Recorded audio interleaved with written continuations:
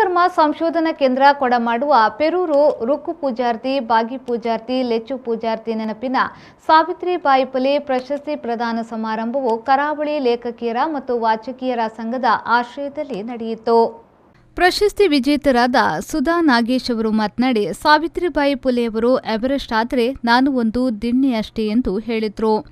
ವಿಜಯಲಕ್ಷ್ಮಿ ಕಟೀಲ್ ಅವರು ಮಾತನಾಡಿ, ನಮ್ಮ ಅಮ್ಮ ದುಡಿದು ನನ್ನನ್ನು ಓದಿಸಿದ್ದಾರೆ. ಅದನ್ನು ಸಾವಿತ್ರಿಬಾಯಿ ಫುಲೆಯವರ ದಾರಿಯಲ್ಲಿ ಜನರಿಗೆ ತಲುಪಿಸಲು ಪ್ರಯತ್ನಿಸುವುದಾಗಿ ಹೇಳಿದರು.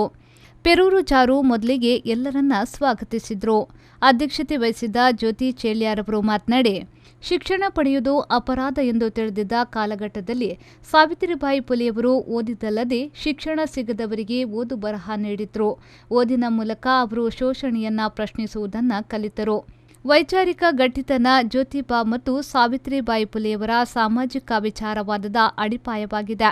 ಮಕ್ಕಳಲ್ಲಿ ಪಕ್ಷಪಾತ ಮಾಡದೆ ಅರ್ಹ ಮಕ್ಕಳನ್ನ ಗುರುತಿಸುವವರು ಸರಿಯಾದ ಗುರು. ಫಾತಿಮಾ ಶೇಖ್ ಸಹ ನೆನಪಿಸಬೇಕಾದ ಶಿಕ್ಷಕಿ.